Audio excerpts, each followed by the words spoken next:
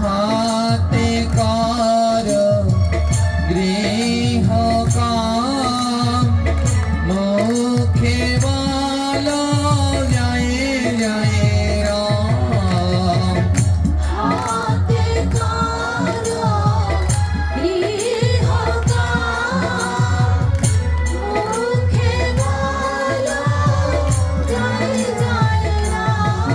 বল রঘুপতি রাঘব রাজা রাম, পতিত পাবন সীতারাম।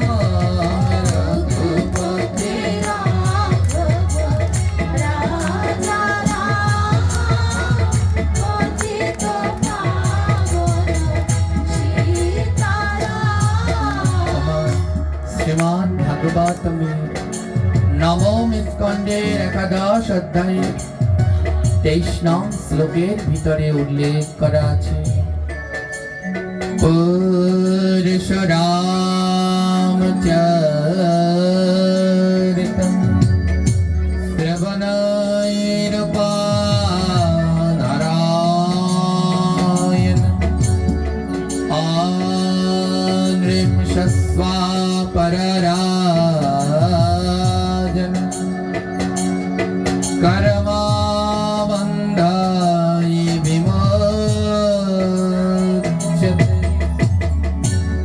ভগবান এই শ্লোকে বললেন, হে জীব, কোন মানুষ যদি পুরুষোত্তম ভগবান শ্রীরামচন্দ্রের অমৃত কথা না শ্রবণ করে, এই সংসার রূপ চক্র থেকে সে কোনোদিন মুক্তি লাভ করতে পারে না। আমরা সবাই সংসারের কর্মের মধ্যে আবদ্ধ। সংসার একটা জালের মতো। এই জাল থেকে মুক্তি পাওয়ার জন্য অনেক নাম রয়েছে। সর্বশ্রেষ্ঠ উত্তম হলো শ্রীরাম নাম। এই রাম নামে এই সংসার জাল থেকে মুক্তি লাভ করা সম্ভব। তাই কেউ বদন বন্ধ করবেন না, সবাই মিলে উচ্চ স্বরে রাম নাম করবেন। জয় রঘুপতি রাঘব রাজা রাম, পতিত পাবন সীতারাম। রঘুপতি রাঘব রাজা রাম, পতিত পাবন সীতারাম। রাম বলো রাম বলো রাম বলো ভাই। রাম বলো রাম বলো রাম বলো ভাই। রাম নাম বিনা জীবের আর গতি নাই। রাম নাম বিনা জীবের আর গতি নাই। বল রঘুপতি রাঘব রাজা রাম, পতিত পাবন সীতারাম। রঘুপতি রাঘব রাজা রাম, পতিত পাবন সীতারাম। এই রাম নাম ছাড়া এই কলিহত জীবের আর কোনো উদ্ধারের গতি নাই। হরে কৃষ্ণ মহামন্ত্র বিনে এই জীবের উদ্ধারের গতি নাই। আমা তাই যখন আমাদের অন্তিম কার্য হয়, যখন আমাদের মৃত্যু হয়ে যায়, শ্রাদ্ধ হয়ে যায়, সর্বশেষে ভগবানের কোন নামের আয়োজন করা হয়? রাম নাম, রাম গান দেয়া হয়। বলে এই শ্রাদ্ধেতেও যদি সে মুক্তি লাভ না করে, তাহলে রাম নাম শুনে তার মুক্তি হবে। তার জন্য রাম গানের আয়োজন করা হয়, রাম নামের আয়োজন করা হয়। ভগবান শ্রী রামচন্দ্র আর ভগবান শ্রী কৃষ্ণ দুজনার এক। রাম আর কৃষ্ণ কি আলাদা? এক। কিন্তু একজন অনুসরণীয় আর একজন অনুকরণীয়। রামচন্দ্র যেটা দেখিয়েছেন সেটা মানব জীবনে পালন করো, অনুসরণ করো। আর কৃষ্ণ যেটা দেখিয়েছেন সেটা করতে যেও না, তাহলে জীবনেও পারবে না। তাই রামকে বলা হয় মর্যাদা পূর্ণ পুরুষোত্তম ভগবান। যেটা রামচন্দ্র দেখিয়েছেন তার লীলায় সেটা সংসার জীবনে করো, কিন্তু কৃষ্ণ যেটা দেখিয়েছেন সেটা করতে যেও না। হ্যাঁ? রাম এবং কৃষ্ণ এক, কিন্তু দুজনার ভিতরে বিশাল পার্থক্য। রামচন্দ্র সোজা, কোনো জায়গায় একটু বেঁকা নেই, একেবারে সোজা। আর কৃষ্ণ এক জায়গায় নয়, কয় জায়গায় বেঁকা? 3 জায়গায়। রামচন্দ্রের গায়ের রং যেমন ধবধবে সাদা ফর্সা, আর কৃষ্ণের গায়ের রং ততখানি ঘোর কৃষ্ণ বর্ণে। হ্যাঁ, রামচন্দ্রের সহধর্মিনী স্ত্রী কয়জন? একজন, শুধু মা সীতা। আর কৃষ্ণের সহধর্মিনী কয়জন? 16,108 জন। কৃষ্ণের সহধর্মিনী হলেন 16,100। আর রামের কয়জন? মা সীতা। মা শূর্পণখা কাকে বিয়ে করতে এসেছিল, রামকে না লক্ষণকে? রামকে। রামের কাছে যখন আসলেন ফিরিয়ে দিলেন, চলে যাও, হবে না, কারণ আমার একজনই সহধর্মিনী, আমার কাছে হবে না। লক্ষণের কাছে পাঠিয়ে দিলেন, গিয়ে দেখো লক্ষণ গ্রহণ করে কিনা। আর রাগ হয়ে লক্ষণ দিলেন নাকটা কেটে। আর রামের কাছে আসলেন, কিন্তু তাও রাম গ্রহণ করলেন না। কিন্তু কৃষ্ণের কাছেও এসেছিলেন সেই 16,000 নরকাসুরের বন্দি করা সেই নারীগণ, কিন্তু কৃষ্ণ গ্রহণ করলেন। শিক্ষা, রাম যেটা করেছে সেটা করো, কৃষ্ণ যেটা করেছে ওটা। তাই রাম একজন স্ত্রী গ্রহণ করেছে, তাই কলির মানুষের উচিত একজন সহধর্মিনী গ্রহণ করা। একজন জীবিত থাকতে দ্বিতীয় জন গ্রহণ করার শাস্ত্রে কোনো সিদ্ধান্ত নেই। আর কৃষ্ণর তাই কতজন? 16,008 জন। এই যুগে সম্ভব কি? তাই কৃষ্ণ যা করেছে ওটা করতে যেও না। আর কৃষ্ণ সেই বৃন্দাবন ছেড়ে চলে গেলেন। মা যশোদা নন্দ কাঁদতে কাঁদতে অন্ধ হয়ে গেলেন। মা যশোদা পিতা নন্দ কাঁদিয়া হয়েছে অন্ধ, কিন্তু তাও দেখতে এলেন না। আর রামচন্দ্র বাবার আদেশ রক্ষা করবার জন্য বিনা অপরাধে 14 বছরের জন্য বনবাসী গেলেন। তাই রাম যা দেখিয়েছেন সেইটা মানব জীবনে করো, কৃষ্ণ যা করেছেন সেটা করতে যেও না। কৃষ্ণের গুলো লীলা, সেই লীলা থেকে শিক্ষা গ্রহণ করো। ওমা, এই আর কদিন পরে, আর 2 দিন পরেই রয়েছে পরম পুরুষোত্তম ভগবান শ্রী রামচন্দ্রের শুভ আবির্ভাব তিথি। বাংলার 1432 সালের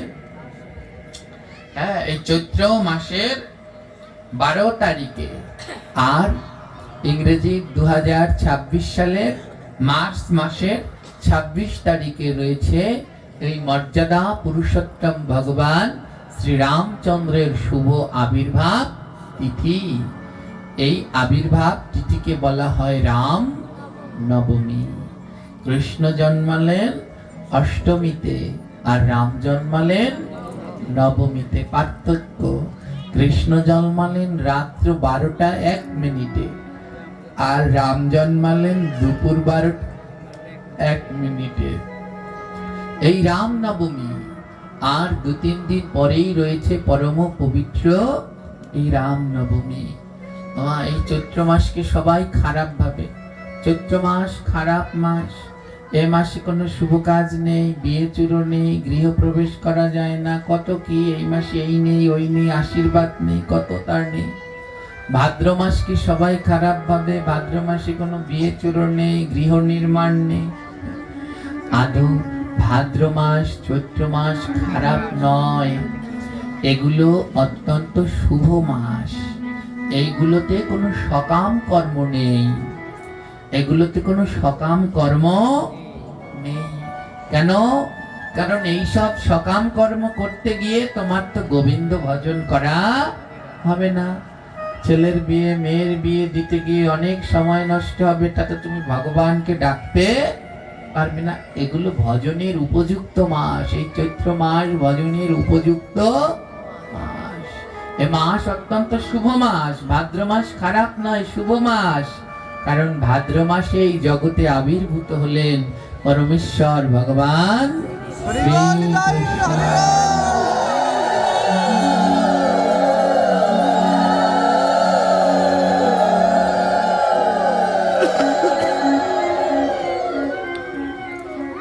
চৈত্র মাস মোটেই খারাপ মাস নয়। চৈত্র মাস অত্যন্ত পবিত্র মাস।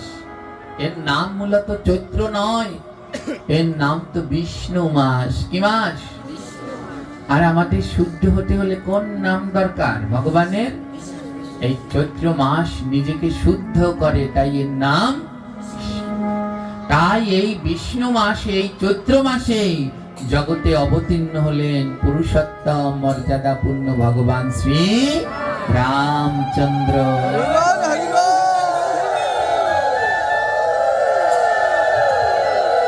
ত্রেতা যুগে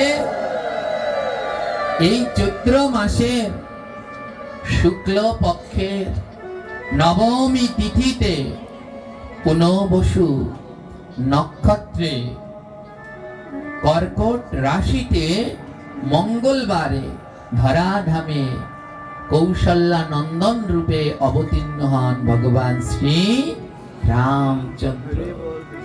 এই দিনকে বলা হয় রাম নবমী। এই দিন অবশ্যম্ভাবী ভাবে ব্রত থাকতে হয়, উপবাস থাকতে হয়। আমাদের শাস্ত্র অনুসারে সমস্ত একাদশী এবং ভগবানের আবির্ভাব তিথিগুলো নিষ্ঠার সাথে পালন করা সবার একান্ত কর্তব্য। আপনাদেরকে আমি আগেও বলেছি, আর যারা পাঠ শোনেন নিয়মিত ইউটিউবে তারা জানেন, বছরে 10টি উৎসব ভগবানের একান্ত পালন করা সকলের জন্য কর্তব্য, বাধ্যতামূলক। ছোট বড় বুড়া বুড়ি সবার জন্য 10টা উপবাস করতে হবে, একান্ত বাধ্যতামূলক। এই যে খনার বচনের ভিতরে খনা বলেছেন, সনাতন ধর্ম হয় সর্বশ্রেষ্ঠ সার, ইহার মধ্যে বারবার মান্য সবার। বারবারের কথা শুনিস, ব্রতগুলো পালন করিস। শয়ন উত্থান পার্শ্ব মোরা, তাহার মধ্যে ভৈম ছোরা। নির্জলাটা সবার সেরা, পাগলার 14 পাগলির 8 ইহানিয়াই কালকাট। 2 ছোরা আর 1 চুরির জন্মদিন পালন করতে করিস না ভিন।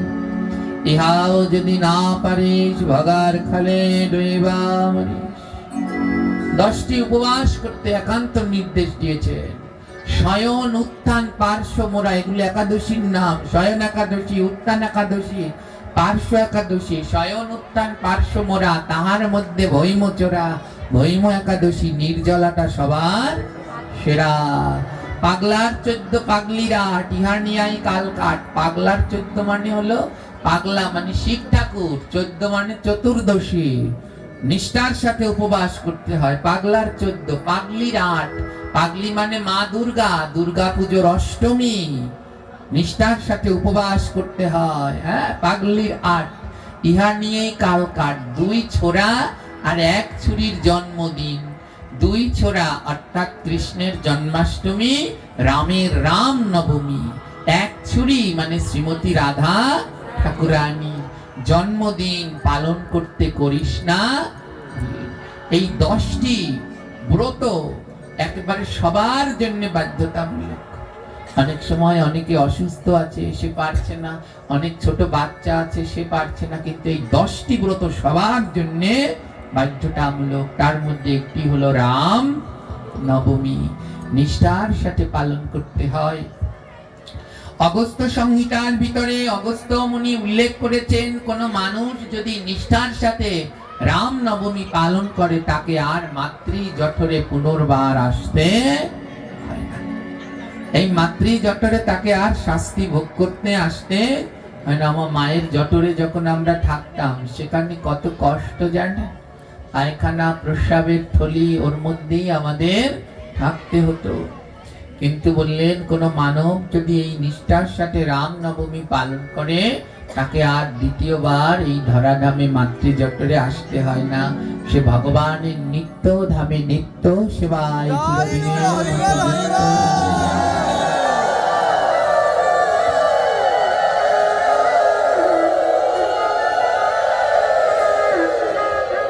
তাই এই রামনবমী পালন করা সবার একান্ত কর্তব্য। আপনারা করেন, এই দিন ব্রত উপবাস থাকতে হয়, করেন কি? বড় দুঃখ কি জানেন, 100 জনের মধ্যে 80 জন করে না, মাত্র 20 জন করে। তা একটা নতুন সুর বের করেছে, অর্ধবেলা উপবাস। অর্ধবেলা উপবাস বলতে শাস্ত্রে কোনো উপবাস, যেই ব্রতের মহাপ্রভু চৈতন্য ভাগবতে বললেন যেই ব্রতের পারণ নাই সেই ব্রতের দরকার। ব্রত করলে অবশ্যই তার পালন করতে হয়। এই সমস্ত ব্রতের পালন আছে। আমরা দেখি রাধা অষ্টমী করে অর্ধবেলা, নিত্যানন্দ ত্রয়োদশী করে অর্ধবেলা। এগুলো ঠিক নয়, অর্ধবেলা কোনো উপবাস হয় না। সমস্ত উপবাসই পূর্ণ করতে হয় এবং প্রত্যেক উপবাসেরই পালন আছে। এই রাম নবমী পালন রয়েছে, দেখবেন যাদের গৃহে পঞ্জিকা আছে, শুদ্ধ বিশুদ্ধ পঞ্জিকা রয়েছে, সেখানে 12 তারিখ চৈত্র মাসের রাম নবমী আর 13 তারিখে পালন লেখা আছে। 9:30 মধ্যে রাম নবমীর ব্রতের পালন রয়েছে। তাই নিষ্ঠার সাথে সবাই ব্রত করবেন এবং পালন করবেন, অর্ধবেলা উপবাস হয় না। এই রাম নবমীর দিন কি করবেন, দুপুর 12টা পর্যন্ত চেষ্টা করবেন সবাই নির্জলা উপবাস থাকার। 12টার সময় যাদের গৃহে রাম ভগবানের চিত্রপট আছে, রাম লক্ষ্মণ সীতার চিত্রপট থাকে, ওই চিত্রপটে অভিষেক করাবেন। যদি রাম লক্ষ্মণের চিত্রপট না থাকে, গোপাল বা কৃষ্ণের চিত্রপটে অভিষেক করালেও হবে। বা কারো গৃহে শুদ্ধভাবে শিলা বা বিগ্রহ পূজিত হলে তাতে অভিষেক করাবেন। কৃষ্ণ বা গোপালকে 12টায় 1 মিনিটের সময় দুধ, দধি, ঘৃত, মধু, শর্করা, বিভিন্ন ফলের রস দিয়ে অভিষেক করাবেন। অভিষেক করিয়ে তারপরে ভগবানের নাম কীর্তন আদি করবেন। হ্যাঁ, রামচন্দ্রের সব থেকে প্রিয় রং হলো হলুদ। তাই রাম নবমীর দিন ভগবানের বিগ্রহকে হলুদ রঙের পোশাক পরাতে হয়। হ্যাঁ, এবং রামচন্দ্রের হলুদ রং প্রিয় বলে তাকে হলুদ রঙের ফুল নিবেদন, পুষ্প নিবেদন করবেন।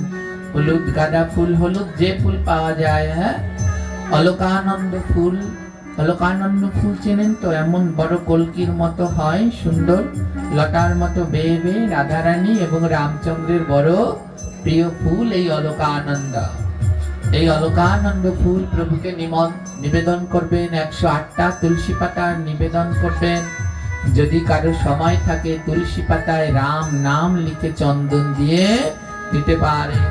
রাম নবমীতে কেউ যদি কৃষ্ণ তুলসীতে রাম নাম লিখে প্রভুর চরণে অর্পণ করেন, ভগবান প্রীত হয়ে তার সমস্ত অপরাধ ক্ষমা করে দেন।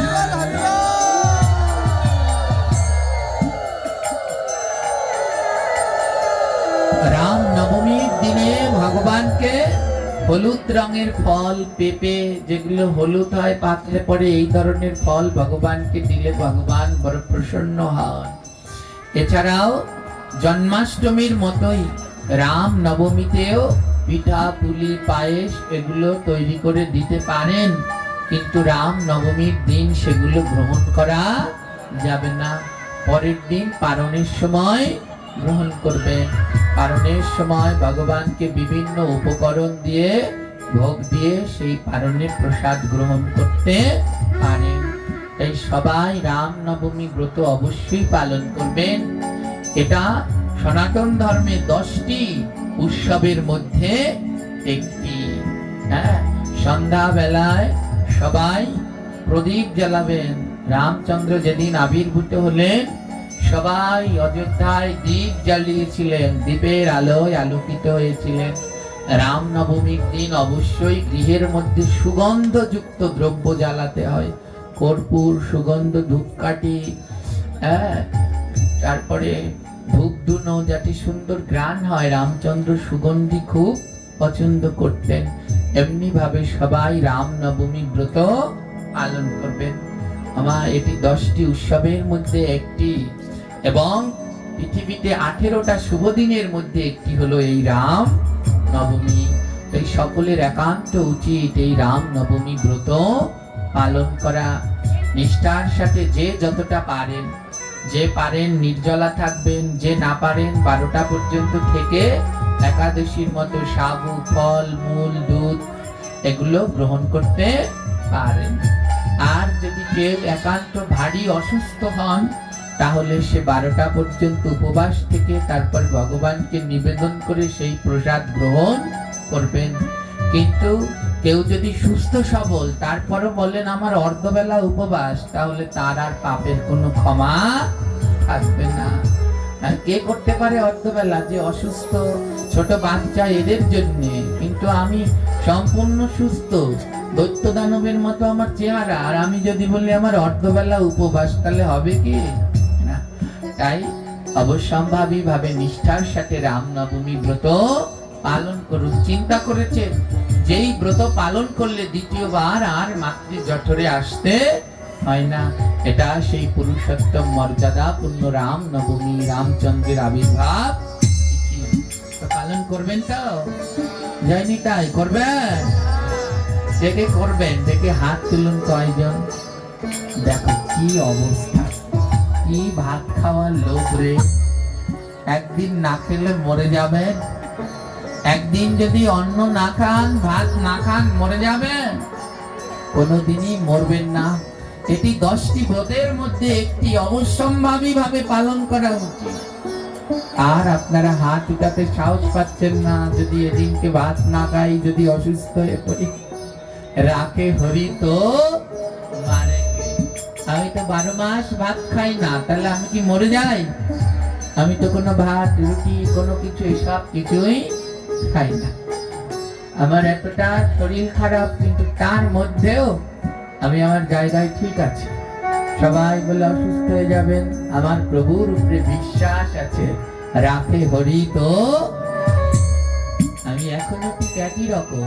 প্রতিদিন ওই সবজি সিদ্ধ করে পাই, তেল মশলা না পারতে আমি স্পর্শও করি না। যদি না লাগে তাহলে ধরিও না, ছুঁয়ও না। আর কোন ধরনের বিদেশি ফল খাই না। দেশি ফল যদি হয় পাই তো পাই, না পাইলে তো না পাই। আদৌ আমাদের রক্ষা করতে যে পারে সে হলো ভগবানের নাম।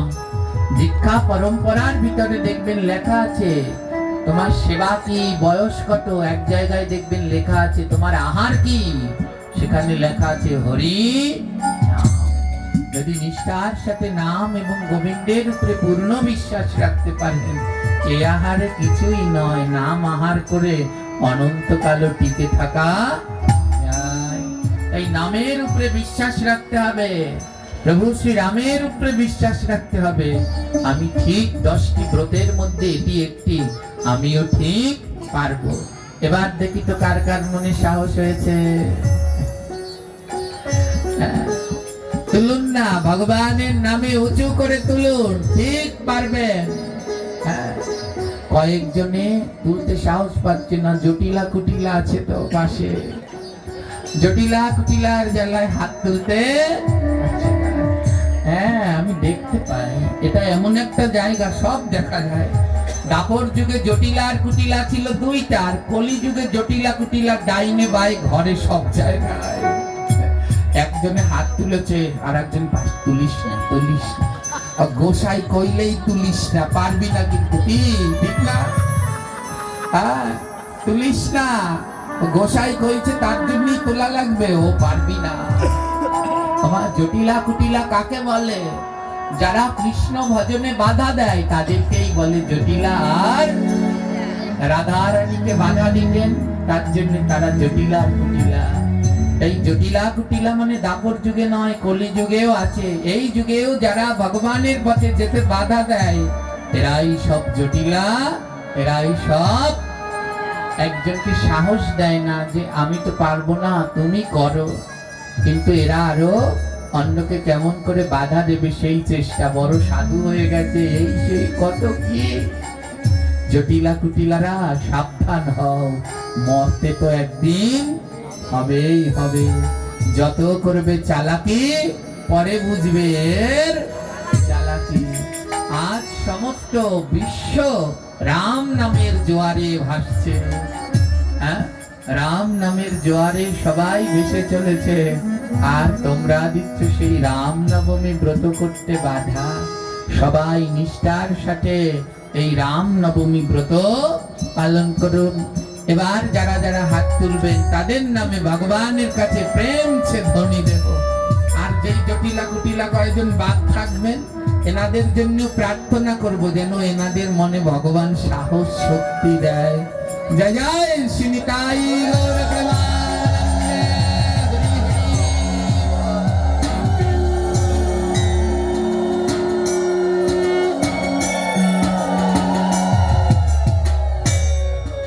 হরি বল। জয় নিতাই। পুরুষোত্তম ভগবান শ্রী রামচন্দ্র, খুব ধ্যান দিয়ে শুনবেন মা।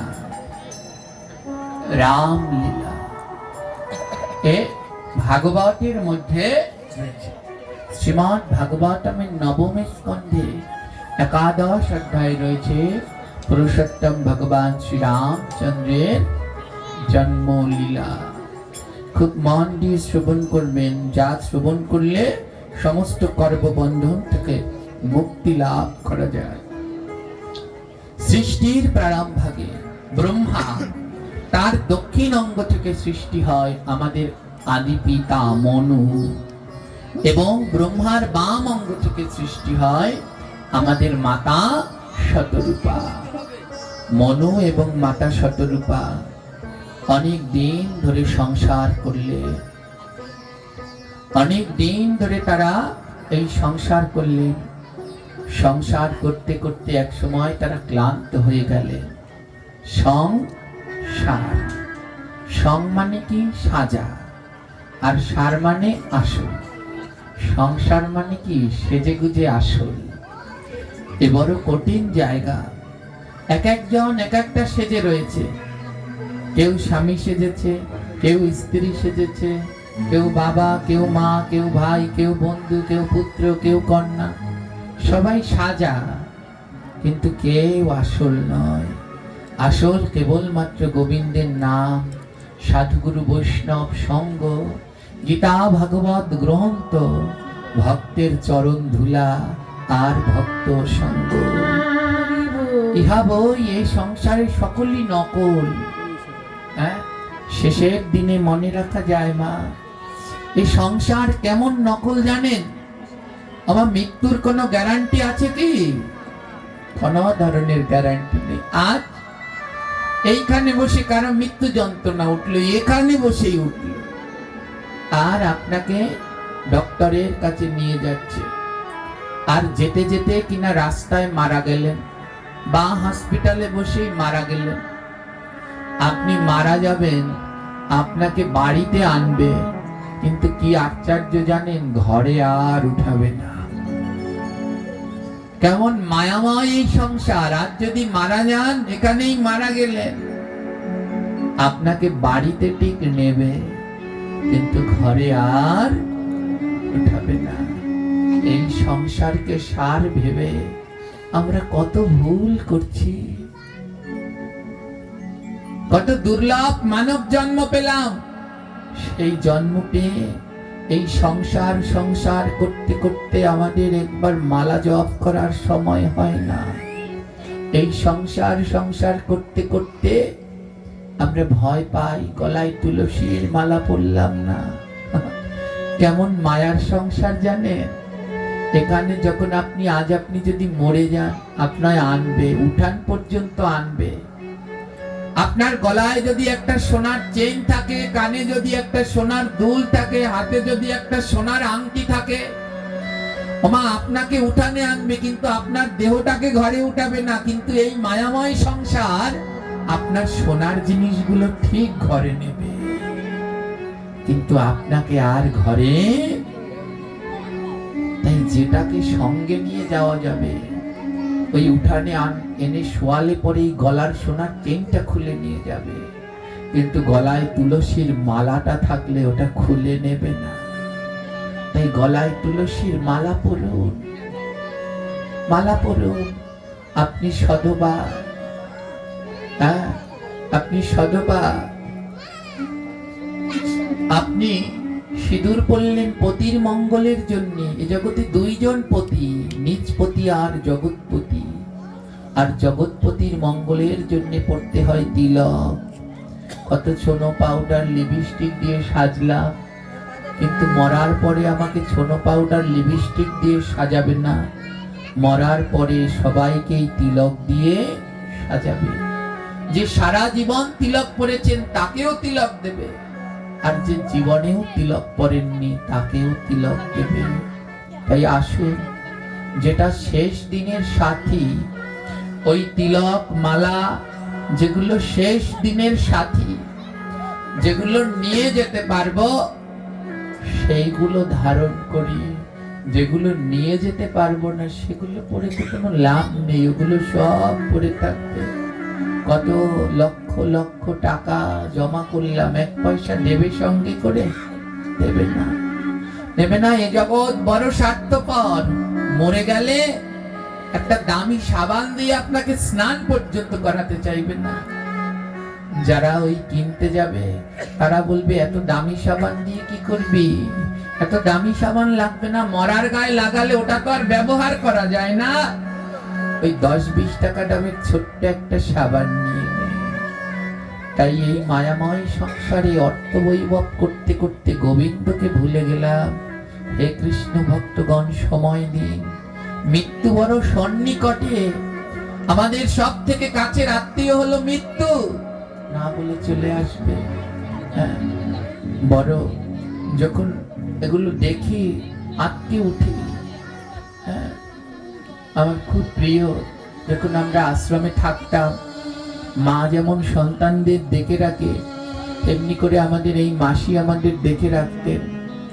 যে কিছু লাগতো, যেটা লাগতো সব মাসি এনে দিতেন। বটি, প্লট, কত কি। একটা কাঁচা লঙ্কা লাগলে আমরা মাসির কাছে ছুটে যেতাম। আগের বারও যখন এসেছি তখনও মাসির মাথায় সিঁথি ভরা সিঁদুর শাখা দেখেছি। আর এখন দেখলাম উহু করে উঠছে প্রাণটা।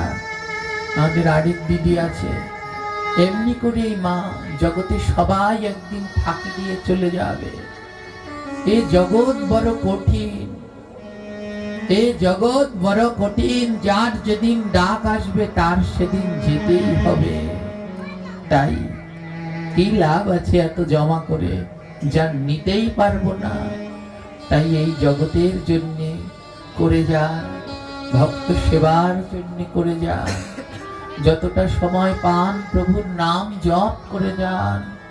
এই নাম ছাড়া, সাধু সঙ্গ ছাড়া সব বৃথা। এই সংসার নামক অগ্নিকুণ্ডে পড়ে আমরা জ্বলতে আছি।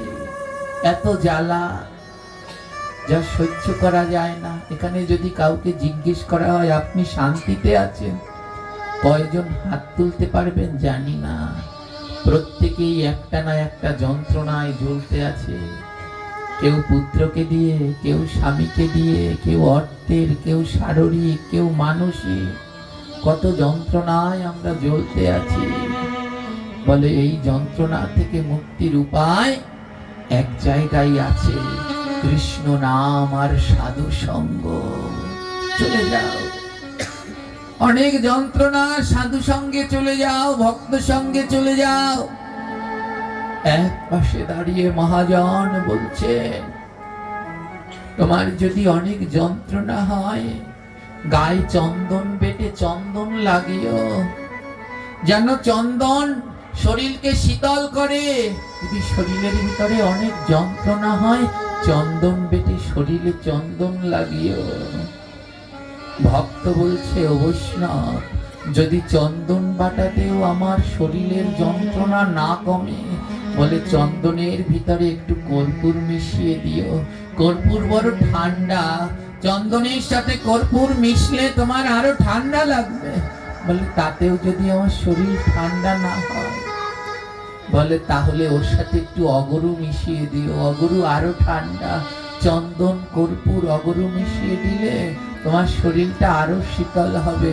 বলে তাতেও যদি না কমে, তাতেও যদি না কমে, বলে তাতেও যদি না কমে, তাহলে তুমি একটা কাজ করো, কোন পূর্ণিমার রাতে নদীর পাশে বা সমুদ্রের পাশে গিয়ে দাঁড়াও, তার ঠান্ডা বাতাসে তোমার শরীরের জ্বালাগুলো দূর হবে। বলে তাতেও যদি না যায়, বৈষ্ণব বললেন এতেও যদি তোমার শরীরের যন্ত্রণা না যায়, তাহলে কোনো সাধুগুরু বৈষ্ণবের কাছে যাও, আর সেই সাধুগুরু বৈষ্ণবকে বুকের মাঝে জড়িয়ে ধরো, দেখবে তোমার সমস্ত জ্বালা যন্ত্রণা গুলো দূর হয়ে যাচ্ছে। যা চন্দন দিতে পারবে না, যা কর্পূর দিতে পারবে না, যা ওই নদীর ঠান্ডা জল শীতল বাতাস দিতে পারবে না, সাধুর কাছে গেলে তোমার সেই যন্ত্রণা চলে যাবে। তাই মহাজন বললেন, কর রে মন সাধু সঙ্গ, ধর বৈষ্ণবের চরণ, নিকটেতে দাঁড়িয়ে আছে তোমার মরণ।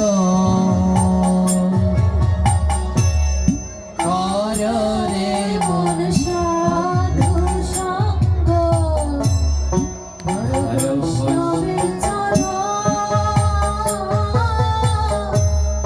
নিকটেতে দাঁড়িয়ে আছে তোমার সঙ্গ। কর রে মন সাধু সঙ্গ, ধর বৈষ্ণবের চরণ,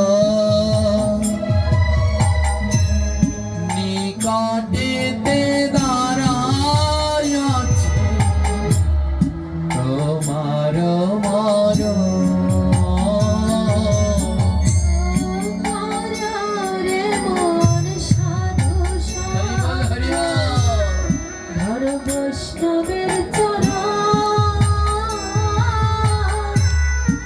নিকটেতে দাঁড়িয়ে আছে তোমার মরণ। আবার যত কারো সাধু সঙ্গ করো, নিকটেই তোমার মৃত্যু দাঁড়িয়ে আছে। আর যেদিন মরে যাবে, সেদিন কিন্তু আর পাবে না। এই সাধু সঙ্গ বড় দুর্লভ।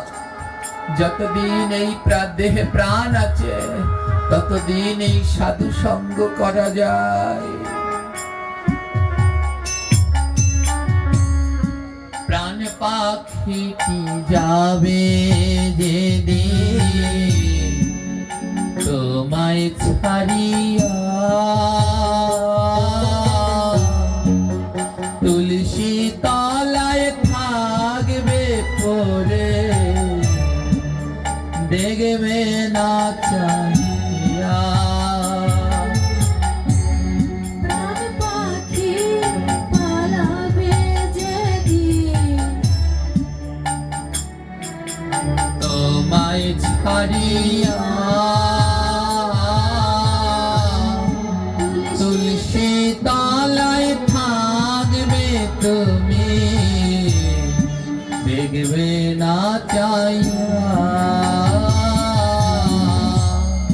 প্রাণ পাখিটি পাবে যেদিন, থাকবে চাহিয়া, তুলসী তলায় পড়ে রবে, দেখবে না চাহিয়া। খবর, যেদিন তোমার দেহ থেকে প্রাণ পাখিটি চলে যাবে, ওই তুলসী তলায় সেদিন তোমায় শুয়ে রাখবে। তুমি আর সেদিন চেয়েও দেখতে পারবে না কোথায় আছো। কত সাদের ঘর বাড়ি রইবে পড়িয়া, সবই ছেড়ে যাবে তুমি শ্মশানে ঘাটে চলিয়া। কত সাদের ঘর রইবে পড়িয়া, সব ছেড়ে যাবে তুমি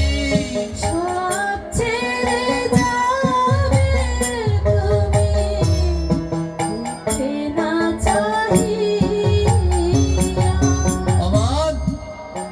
এত সাত করে ঘর বাড়ি তৈরি করলে সব কিছু পরে রইবে, শুধু তোমার সংসারে কোনো ঠাঁই হবে না। এত টাকা দিয়ে জায়গা জমি কিনলে এই দামি জায়গা জমিকে তোমায় পোড়াবে না।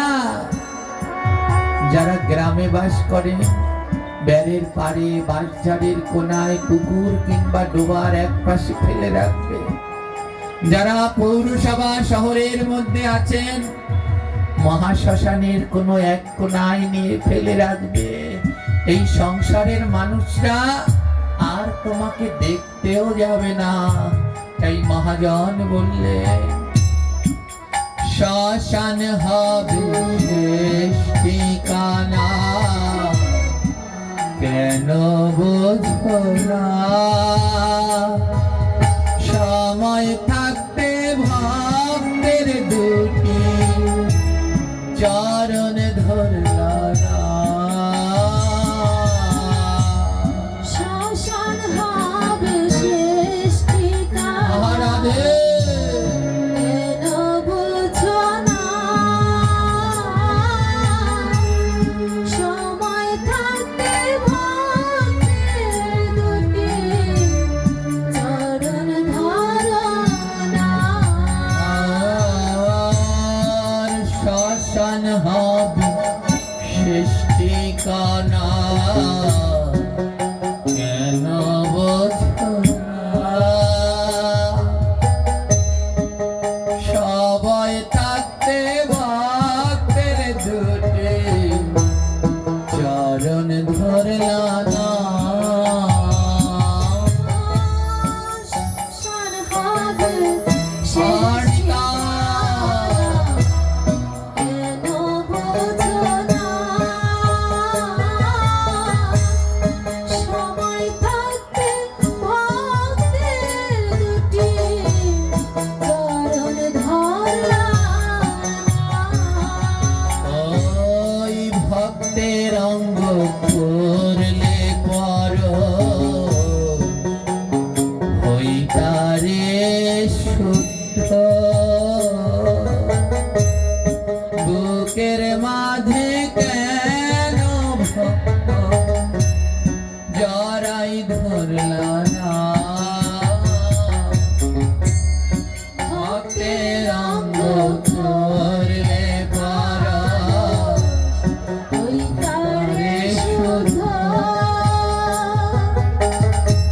বুকের মাঝে কেন তুমি জড়াই ধরলা না।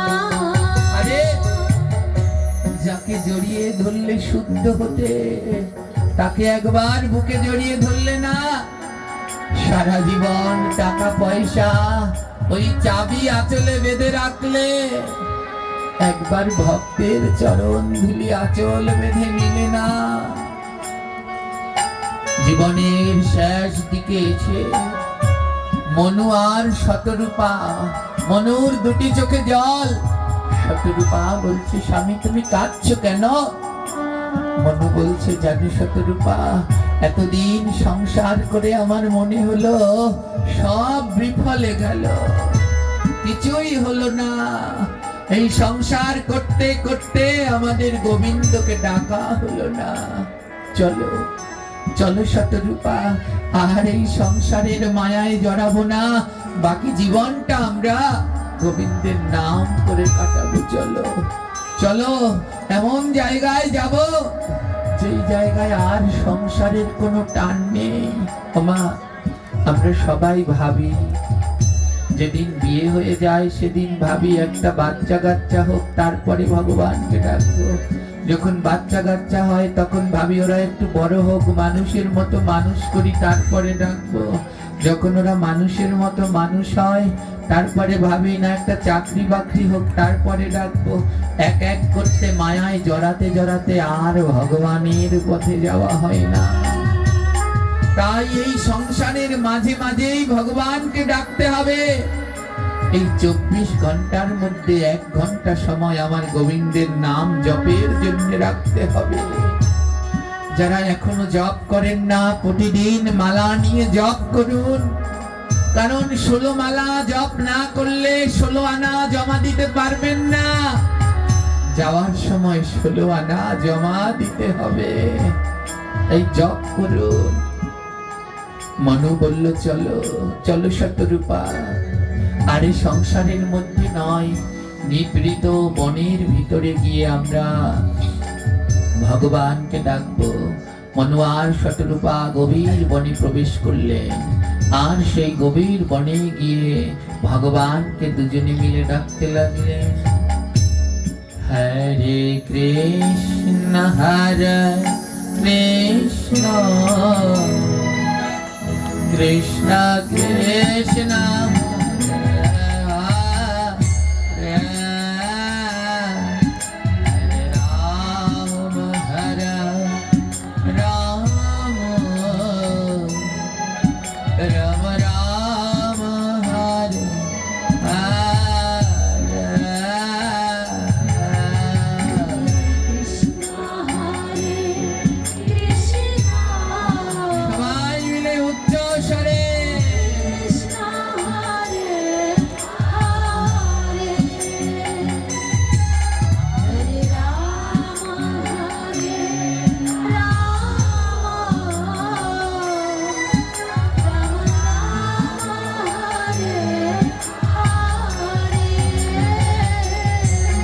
হরে কৃষ্ণ হরে কৃষ্ণ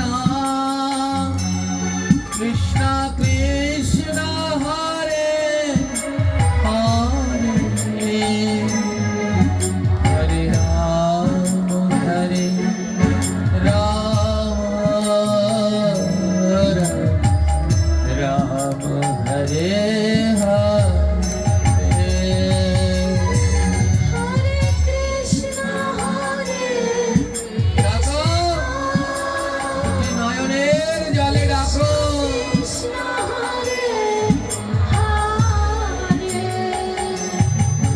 হরে রাম হরে রাম রাম হরে হরে। ওমা, এই নাম করলে ভগবান আসে, কিন্তু সব সময় আসে না। যারা বদনে নাম করে আর 2 নয়নের জলে ভাসে, তাদের কাছেই আমার গোবিন্দ আসে। মালা জপ করছো আর হাসছো, কথা বলছো, ওই নামে কোনোদিন গোবিন্দ পাওয়া যায় না। নাম জপ করবার সময় মনকে, চঞ্চল মনকে শান্ত করতে হয়। চৈতন্য ভাগবতে প্রভু বললেন, সহস্রবার কৃষ্ণ নামে যার নয়নে নাহি ঝরে জল, জেনে রেখো তার নাম গেল শুধুই বিফল। 1000 বার কৃষ্ণ কৃষ্ণ বললে যার 2 নয়নে জল ঝরে না, জেনে রেখো তার নাম বিফল। নাম এমন ভাবে করো, মনটাকে এমন ভাবে রাখো যেন বদনে নাম হয় আর নয়নে জল ঝরে। হরে কৃষ্ণ হরে কৃষ্ণ কৃষ্ণ কৃষ্ণ হরে হরে হরে রাম হরে Ram Ram Ram Hare Hare.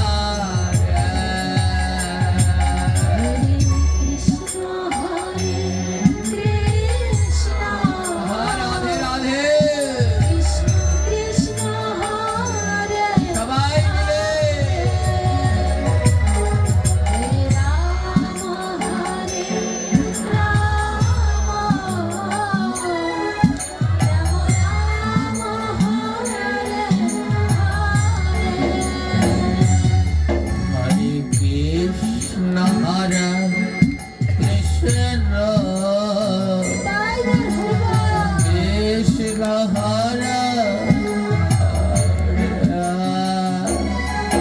Hare Rama Hare Rama Rama Rama Hare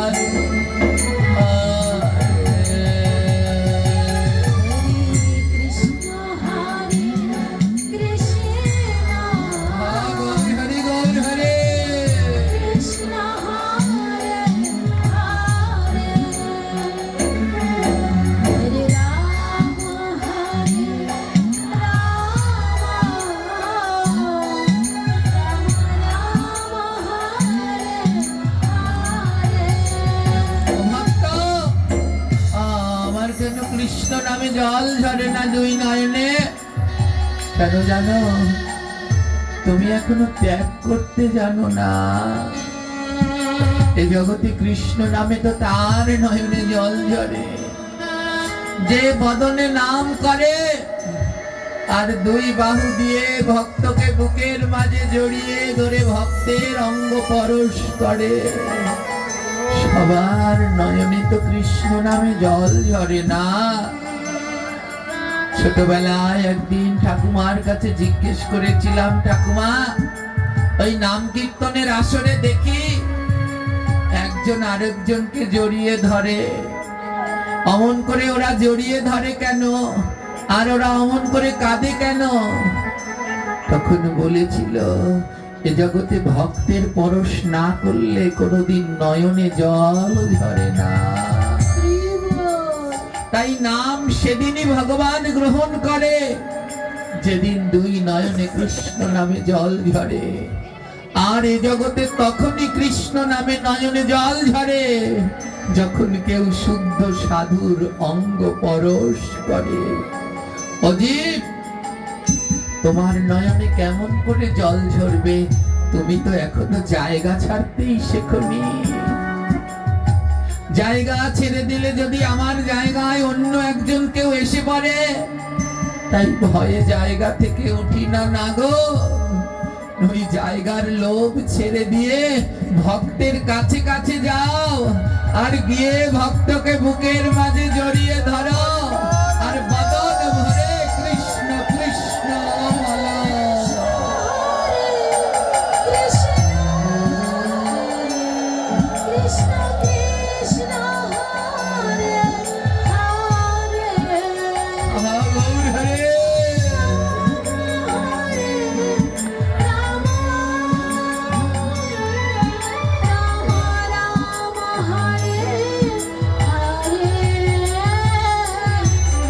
Hare Krishna Hare Krishna Krishna Krishna Hare Hare Hare Rama Hare Rama Rama Rama Hare Hare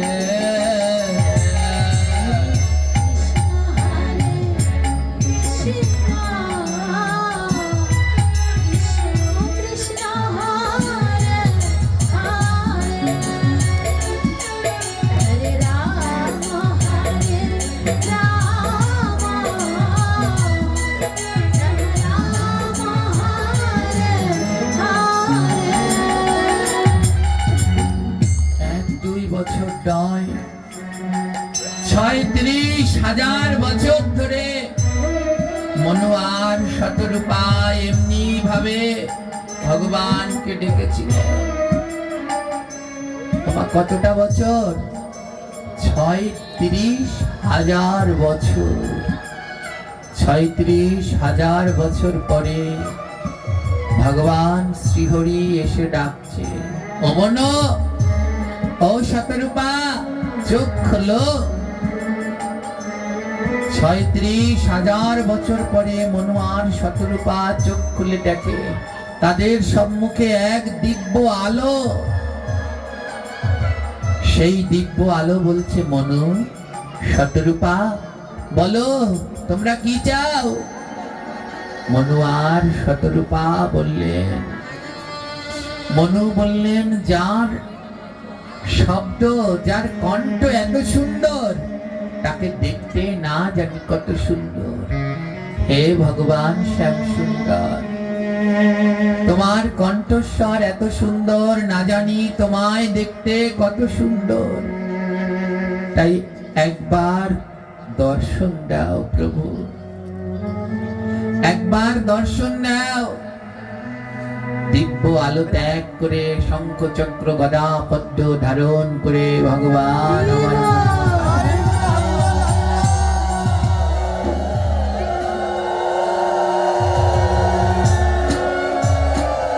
36,000 বছর মা, ওই যে বললাম ভগবানকে পাওয়ার জন্য ধৈর্য দরকার।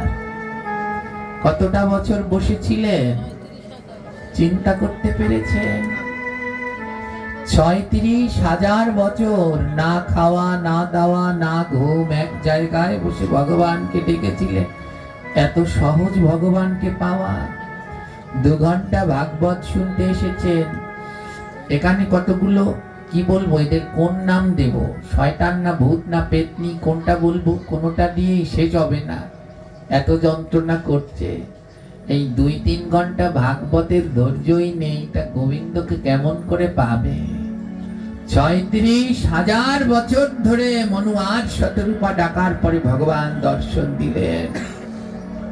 বললেন, তোমার দর্শন দেয়নি, তাও আলো রূপে আসলেন।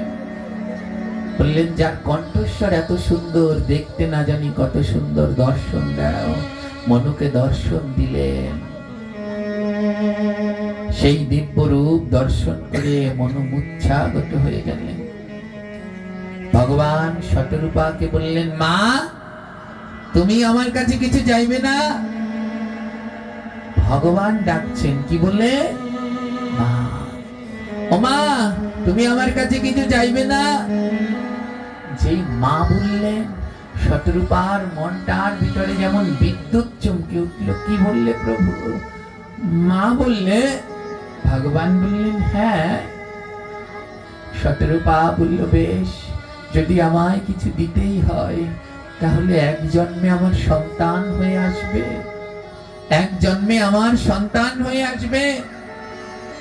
মনু আর শতরূপা লুটিয়ে পড়ে বললেন, এসো না প্রভু, এক জন্মেই মায়ার সংসার করতে করতে শেষ পর্যন্ত বুঝলাম এই সংসারে কিছুই নেই। হে প্রভু, এক জন্মে আমাদের সন্তান হয়ে এসো না। এমনিতে তো আর তোমার সেবা করা হবে না, যদি তুমি সন্তান হয়ে এসো তোমার সেবার সুযোগ পাবো। আসবে প্রভু। ভগবান বললেন, আজ যদি তোমরা স্বর্গমত্ত পাতাল চাইতে তাও দিয়ে দিতাম, শুধু আমাকে সন্তান রূপে চাও।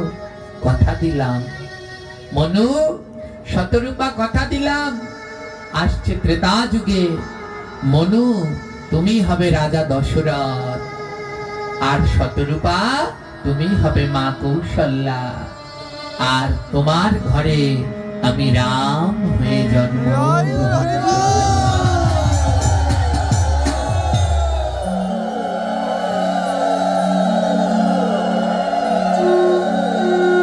ত্রেতা যুগে সেই আমাদের আদি পিতা মনু জন্মগ্রহণ করলেন রাজা দশরথ হয়ে, আর শতরূপা জন্মগ্রহণ করলেন মা কৌশল্যা হয়ে। দশরথের 3 রানী, কৌশল্যা, কৈকেয়ী আর সুমিত্রা। কৌশল্যা ছিল দায়িত্বপূর্ণ, কইকেয়ী ছিলেন বড় সেবা পরায়ণা, আর সুমিত্রা ছিলেন সব থেকে সুন্দরী।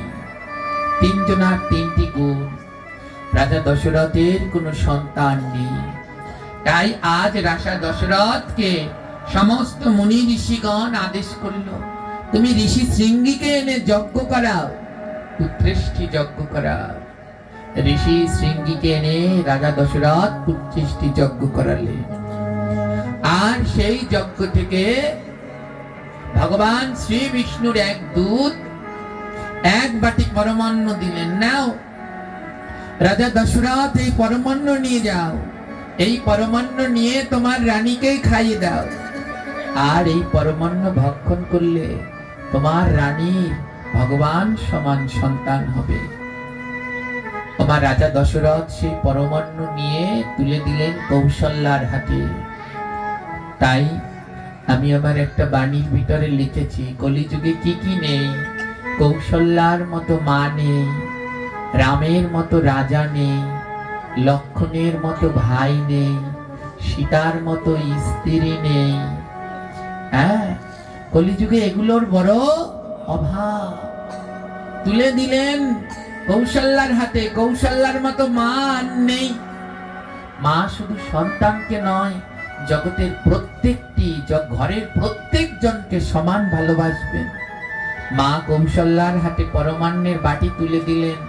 মা কৌশল্যা বললেন, না, আমি একা কেন সন্তান সুখ উপভোগ করব? আমার তো আরো দুটো ছোট বোন আছে, তাদেরকে সতীন ভাবে না বোন। ওই পরমান্নকে তিন ভাগ করে এক ভাগ কইকেয়ীকে দিলেন, এক ভাগ সুমিত্রাকে দিলেন, সমান তিন ভাগ হলো। কিন্তু সুমিত্রার বড় দুর্ভাগ্য, যেই সুমিত্রার হাতে পরমান্নের বাটি দিল, কোথা থেকে একটা চিল এসে পরমান্নের বাটি নিয়ে চলে গেল।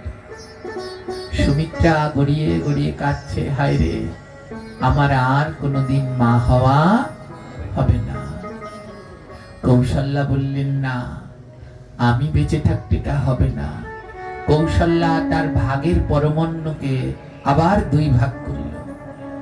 মা, হয়েছিল প্রথমে তিন ভাগ, এবার কৌশল্যার ভাগকে কয় ভাগ করা হলো? কৌশল্যা তার এক ভাগ নিয়ে সুমিত্রাকে দিয়ে বলল, নে বোন, যদি আমার সন্তান হয় তাহলে তোরও হবে, আর যদি আমার না হয় তাহলে তোরও হবে না। নে, আমার ভাগের এক ভাগ তুই নে। সুমিত্রা লুটিয়ে পড়ে কাঁদছে, দিদি তুমি এত দয়ালু, তোমার ভাগ থেকে আমায় দিয়ে দিলে। আমি কথা দিলাম দিদি, এই পরমান্ন খেয়ে যদি আমার কোনো সন্তান হয়, তবে আমার সেই সন্তানকে তোমার সন্তানের দাস বানিয়ে দেব। কোনদিন আমার কাছে রাখবো না। যেখানে তোমার সন্তান যাবে, সেইখানে আমার সন্তান দাস হয়ে তোমার সন্তানের পিছন পিছন যাবে। এই কথা মন্থরা শুনে কইকেয়ীকে বলছে, কইকেয়ী, তুমিও যাও, তুমিও গিয়ে তোমার ভাগ থেকে এক ভাগ পরমান্ন সুমিত্রাকে দাও। আর সুমিত্রাকে বলো, তার যদি আরেকটা সন্তান হয়, সে যেন তোমার সন্তানের দাস বানায়। কইকেয়ী গিয়ে বলল, নাও, আমার এক ভাগও নাও, আর এতে যদি তোমার আরেকটা ছেলে হয়, তাহলে আমার ছেলের দাস বানাবে। সুমিত্রা বলে, তাই হোক, আমার যদি দুটো ছেলে হয়, আমার বড় দুই দিদির ছেলের দাস হয়ে থাকবে। এই হলো মায়ের শিক্ষা। আজ এর জন্য কৌশল্যার গর্ভে এক সন্তান, আর কইকেয়ীর গর্ভেও এক সন্তান, কারণ তারা পরমান্নের কয় ভাগ খেয়েছিল, আর সুমিত্রা খেলো কয় ভাগ। তাই সুমিত্রার গর্ভে হলো যমজ সন্তান, লক্ষ্মণ আর শত্রুঘ্ন, এরা যমজ ভাই। আজ সেই শুভ দিন আসলো। মাসের ভিতরে যেই যেই মাসগুলো শুভ, তার ভিতরে চৈত্র মাস, বিষ্ণু মাস, এটা শুভ মাস। এই মাসে কোনো সকাম কর্ম নেই, ওই আশীর্বাদ বিয়ে ঘর এই সেই ওসব নেই। এ মাস গোবিন্দকে ভজন করবার, সেই চৈত্র মাসটি ভগবান বেছে নিলেন। সেই চৈত্র মাসে এর নাম হলো বিষ্ণু মাস। তাই আজ কি হলো? বিষ্ণু মাসের শুভক্ষণে শুভ দিনে, আর শুক্ল শুক্ল পক্ষ সূর্য মধ্য গগনে, মধ্য গগনে রে, মধ্য গগনে, মধ্য গগনে রে। পূর্ণ বসু নক্ষত্র কর্কট রাশি, মঙ্গলবারে প্রভু আমার আসি রে, প্রভু আমার।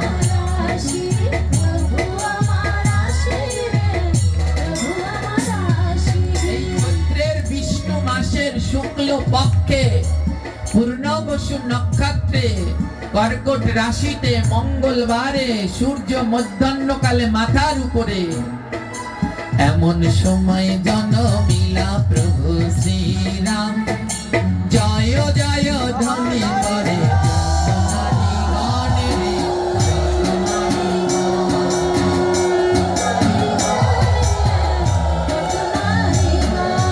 শঙ্খ বাজে ঘণ্টা বাজে হয় রে উলুধ্বনি, পুষ্প বৃষ্টি করে দেখো যত দেবগণ রে, যত দেবগণ।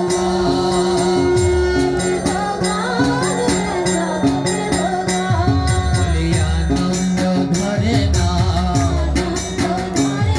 আমার রাম লালা জনমিল আনন্দ ধরে না।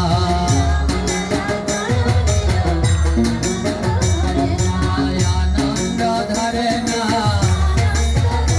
আহা, আনন্দ ধরে না। আজ নিরানন্দ দূরে গেল আনন্দ ধরে না, আজ নিরানন্দ দূরে গেল আনন্দ ধরে না। আমার রাম লালা জন্মাইল আনন্দ ধরে না,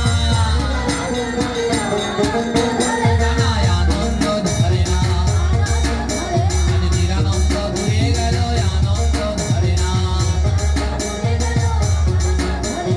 জয় জয় রাও রে, ধ্বনি রাও রে, শঙ্খ ধ্বনি রাও রে, ঘন ঘন বারে বারে শঙ্খ ধ্বনি রাও রে। আমার রাম লালার আগমনে শঙ্খ ধ্বনি রাও রে। আজ সেই শুভক্ষণে রামচন্দ্র আমার ধরাধামে অবতীর্ণ হলেন। আর রামচন্দ্র ধরাধামে অবতীর্ণ হওয়ার পরে 2 ঘন্টা পরে জন্মগ্রহণ করলো ভরত। কয় ঘন্টা পরে মনে রাখতে পারবেন? কিছু একটু মনে রাখুন। আর রাম এবং লক্ষ্মণের জন্মানোর 2 দিন পরে সুমিত্রার কোল আলো করে জন্মগ্রহণ করলেন লক্ষ্মণ এবং শত্রুঘ্ন। এই হলো 4 ভাই। নারায়ণ কয়জন? 4 জন। অনিরুদ্ধ নারায়ণ, পদ্মনাভ নারায়ণ, বাসুদেব নারায়ণ, শঙ্কর্ষণ নারায়ণ। সেই 4 নারায়ণ আজ 4 ভাই হয়ে অবতীর্ণ হলেন। এবার মা যশোদা, মা কৌশল্যা সাজিয়ে রেখেছেন। সব থেকে বড় কে? হ্যাঁ, সব থেকে 4 ভাইয়ের মধ্যে বড় কে? তাই রাম আগে। তারপরে বড় কে? রামের পরে বড় লক্ষ্মণ, ভরত, ভরতের পরে লক্ষ্মণ, লক্ষ্মণের পরে শত্রুঘ্ন। তাই মা কৌশল্যা সাজিয়ে, আমার সাজানোটা খুব গুরুত্বপূর্ণ। আমরা সাজাতে জানি না, জানেন? সাজাতে বড় ভুল করি। এর জন্যই আমরা এত ডেকেও গোবিন্দ পাই না। যে বড় গোবিন্দ, তাকে সেই বড় আসনেই, গোবিন্দের আসনেই রাখো, ওই আসনে আর অন্য কাউ না। আমরা বড় সাজাতে গিয়ে গোলমাল করে দেই। ওই গোবিন্দের আসনে আরো কতজনকে রেখে দেই, ওখানেই অপরাধ হয়ে যায়। বুঝলে বুঝ পাতা, না বুঝলে তেজপাতা। হ্যাঁ, গোবিন্দের আসনে শুধু গোবিন্দই রাখতে হয়। এক আসনে সবাইকে রাখা কলিযুক্ত ভগবানের মাহাত্ম্যকেই ভুলে গেছি। তাই গোবিন্দের ছবি থাকে ছোট, কিন্তু তার থেকে অনেক বড় ছবি থাকে অন্য কারো। কিন্তু এটা অপরাধ। গোবিন্দের ছবিটাই সবার আগে বড় রাখতে হবে। যার যার বড় ছবি একই আসনে রাখি, ধ্যান দিয়ে দেখবেন সেও গোবিন্দকেই ডেকেছিল। তাই সাজানোটা ঠিক করতে হয়, পরম্পরা ঠিক না হলে আর ভজনে কাজ হয় না। সিঁড়ি 2 তলা পর্যন্ত উঠতে হলে সিঁড়িগুলো যদি এতাল বেতাল হয় তাহলে তো পা ভাঙবে। মা কৌশল্যা সাজালেন, প্রথমে রাম, তারপরে ভরত, তারপরে লক্ষণ, তারপরে শত্রুঘ্ন। আর 4 ভাইয়ের সে কি কান্না, কান্না আর থামে না। কৌশল্যা মা বলছে তাড়াতাড়ি গুরুদেব বৈশিষ্ট্যকে ডাকো। এ 4 ভাইয়ের কান্না তো কিছুতেই থামছে না, নিশ্চয়ই কোনো অশুভ শক্তির দৃষ্টি লেগেছে। গুরুদেব বৈশিষ্ট্য আসলেন। গুরুদেব এই 4 ভাইয়ের যেন কোনো অশুভ শক্তি লেগেছে।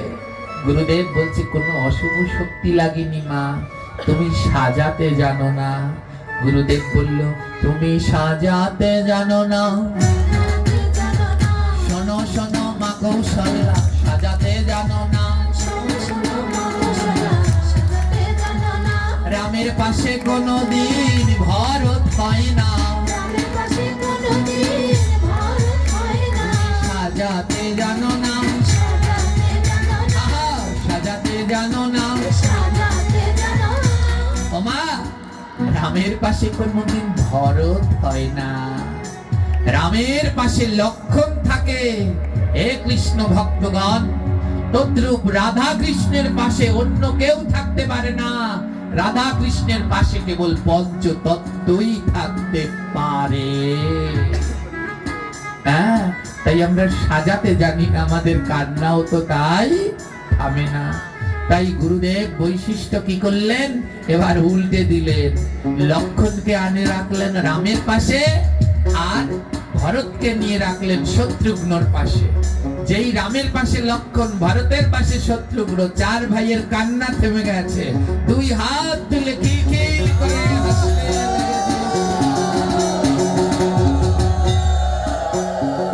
আর এইদিকে রাম লালার জন্ম হয়েছে শুনে সমস্ত দেবতাগণ, আমা ভগবান আগে থাকতেই বলে দিয়েছেন যে তোমরাও সবাই আসো।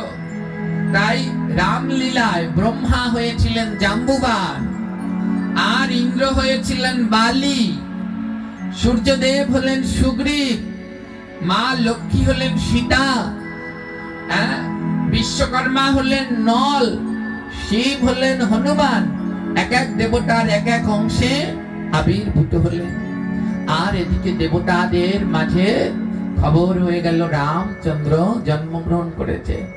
আপনারা সবাই অবশ্যই রাম নবমীর দিন এই রামলীলা শ্রবণ করবেন, এই রামের জন্মলীলা বা গ্রন্থে পাঠ করবেন, তাহলে অন্তিমকালে অনায়াসে শ্রীরাম পাওয়া যায়। তাই রামলীলা, রাম নবমী তো সম্মুখে, সেই সময় তো আর আমি থাকবো না, কিন্তু আজ ধ্যান দিয়ে শুনুন।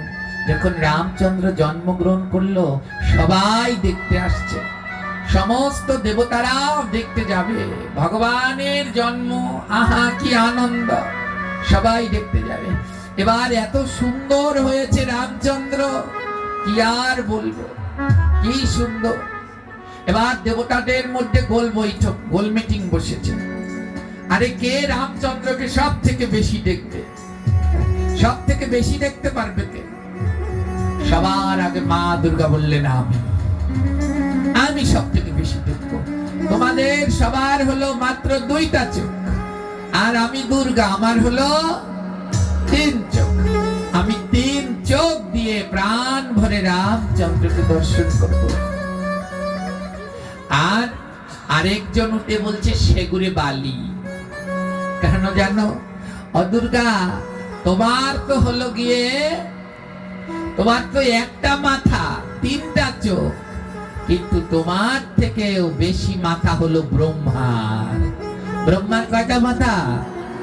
জোরে বলো।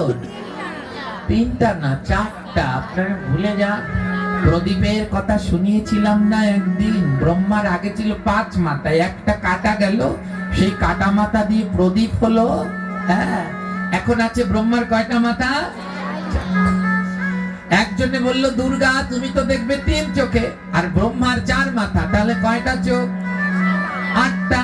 ব্রহ্মা দেখবে 8 চোখে, ব্রহ্মার আনন্দ আর ধরে না, আমি 8 চোখে রামকে দেখবো।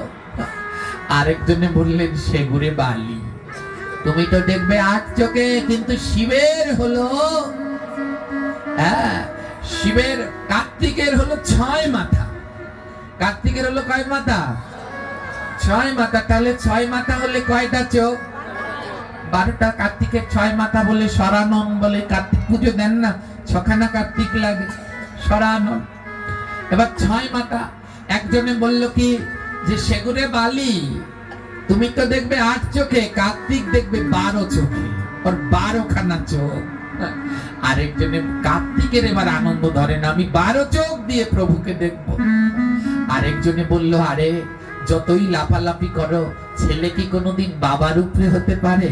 বাবাই তো সবার উপরে। কার্তিকের বাবার নাম কি?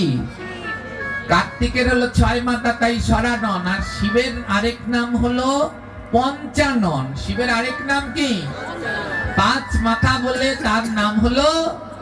তাহলে 5 মাথায় কয়টা চোখ? হ্যাঁ, অনেকে বলছেন 10টা। না, শিবের তো 3টা চোখ, তাহলে কয়টা হলো? আর কার্তিকের চোখ কয়টা? 12টা। বলে তুমি বাপের উপরে উঠবা কি করে? তোমার তো হলো 12 চোখ, আর তোমার বাপের হলো 15 চোখ। শিবের আর আনন্দ ধরে না, হ্যাঁ বলে আমি দেখবো সব থেকে বেশি। এবার আনন্দে আত্মহারা হয়ে শিব যাচ্ছে যে আমি তো সব থেকে বেশি দেখতে পারবো, আমি তো সব থেকে বেশি দেখতে পারবো। এদিকে রাজা দশরথের কঠিন আদেশ, যারা রামচন্দ্রকে দর্শন করবে সবাইকে লাইনে দাঁড়াতে হবে। আমাদের মতো এমন গন্ডগোল নাই, এই পাটের শেষে ফুল তুলসী নিতে আসলে ওরে বাবারে কে বাজুক আর কে বড়ুক, এই গন্ডগোল নয়, নিয়ম মানতে হয়, বিধি মানতে হয়। রাজা দশরথের কঠিন আদেশ, সব লাইনে দাঁড়াবে, যে আগে আসবে সে আগে দেবে, যে পরে আসবে সে পরে দেবে। শিব ঠাকুর আনন্দ করতে করতে এসেছে সবার শেষে, এসে দেখে লাইনে প্রায় 3-4 হাজার লোক দাঁড়িয়ে পড়েছে। শিব ঠাকুর বলছে মহা সর্বনাশ হলো, আমি 3-4 হাজার দেখবে তারপরে আমি দেখবো, এত ধৈর্য আমার নেই। শিব ঠাকুরও লাইনে দাঁড়ালেন, কি করবেন? হ্যাঁ, শিব ঠাকুরও যোগীর বেশে এসে লাইনে দাঁড়ালেন। শিব ঠাকুর এখানে দাঁড়ালেন, তার সামনে যিনি দাঁড়িয়ে আছে এনার নাম হলো কাকভূষুণ্ডী। কাকদের যিনি রাজা তার নাম হলো কাকভূষুণ্ডী। কাক হলো প্রাণীদের ভিতরে সব থেকে জ্ঞানী, সব থেকে জ্ঞানী প্রাণীর নাম কি? শুনেছেন কাকভূষুণ্ডীর কথা? হ্যাঁ, কোন কেউ মারা গেলে পরে 3টি প্রাণীকে খেতে দিতে হয়। কয়টি প্রাণীকে? তার ভিতরে প্রথমটি হলো কাক। জানেন, কেউ মারা গেলে পরে আগে কাকে খেতে দিতে হয়? এমনকি আমাদের সনাতন ধর্মের সমস্ত শুভ কাজে কাককে খেতে দিতে হয়। যখন নতুন ধান দিয়ে নবান্ন করা হয়, আগে কাকে খেতে দিতে হয়? দেন আপনারা? আরে বরিশালের ভাষায় বলে আয় আয় কো মগবাড়ি নবান্ন, এই বলে কাককে খেতে দিতে হয়। আসলেই দিতে হয়। কাক এর একটা অনেক কারণ আছে, বড় কারণ আছে, অন্য সময় বলবো। সবার আগে দিতে হয় কাককে, আর দ্বিতীয় দিতে হয় গোমাতাকে। 3টি প্রাণীকে খেতে। এখানে একটা মজার কথা বলি, শুনে যান। হ্যাঁ, কেউ মারা গেলে পরে 3 মুখী করতে হয়। কয় মুখী? অর্থাৎ কাকের মুখে খাবার দেয়া হয় বলে একে বলা হয় কক্রমুখী, আর দিতে হয় গোমাতার মুখে খাবার দিতে হয়, এর জন্য একে বলে গোমুখী। ওই গোবিন্দের প্রসাদ 3টা প্রাণীর মুখে তুলে দিতে হয়, কাকের মুখে, গোমাতার মুখে, আরেকটা প্রাণীর মুখে তুলে দিতে হয়, সেটা হলো মাছ। মাছের মুখে দেয় বলে তার নাম হলো মৎস্যমুখী। মাছের মুখে গোবিন্দের প্রসাদ দিতে হয়। দুঃখ কি জানেন, আমাদের শাস্ত্র বলল কেউ মারা গেলে মাছের মুখে প্রসাদ দাও, এর নাম হলো মৎস্যমুখী। আর এই শয়তানি মানুষগণ কি করে, জ্ঞাতি গোষ্ঠীদের নিয়ে মাছ এনে নিজের মুখে দিয়ে বানিয়েছে মৎস্যমুখী। কি আশ্চর্য নিয়ম না? মাছের মুখে দেওয়ার নাম মৎস্যমুখী, আর এরা কি করেছে, মাছ এনে নিজের মুখে দিয়ে বানিয়েছে মৎস্যমুখী। আবার কেউ যদি নিরামিষ খায় বলে তুমি মৎস্যমুখী না করলে তোমার ঔষধ যাবে না। ওরে আমার পণ্ডিত রে, পণ্ডিতের জ্বালায় আর বাংলাদেশে কেউ টেকতে পারবো না। হ্যাঁ, মাছ মুখে দেওয়ার নাম মৎস্যমুখী না, মাছের মুখে গোবিন্দের প্রসাদ দেওয়ার নাম হলো। এইগুলো যারা করে মহাপাপ, এক গোষ্ঠী শুদ্ধ নরকে যায়। এক জন কৃপা লাভ করতে এগুলো কোনো সময় করবেন না মা। কেউ মারা গেলে জ্ঞাতিদের নিয়ে গোবিন্দের ভোগ দিয়ে প্রসাদ পাবেন।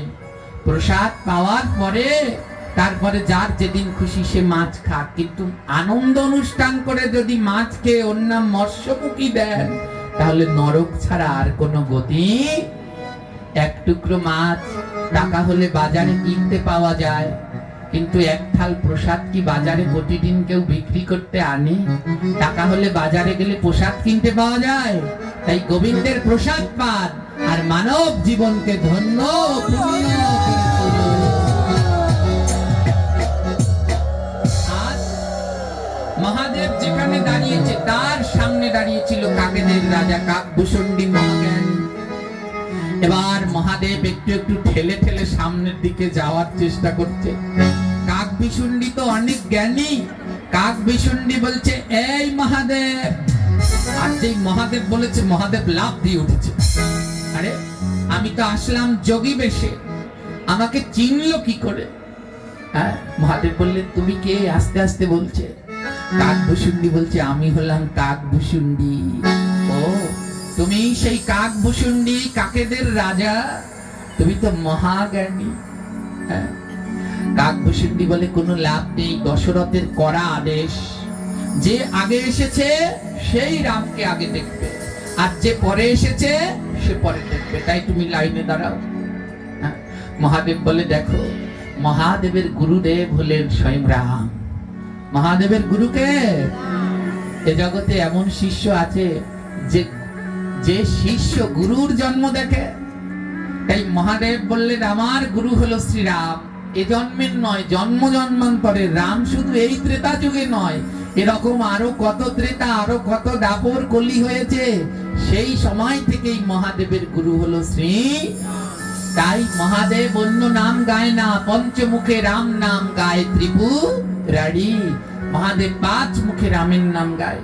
মহাদেব বলে শোনো, আমি হলাম সেই ভাগ্যবান শিষ্য যে গুরুর জন্ম দেখে। হ্যাঁ, তাই আমার আর আনন্দ ধৈর্য ধরে না।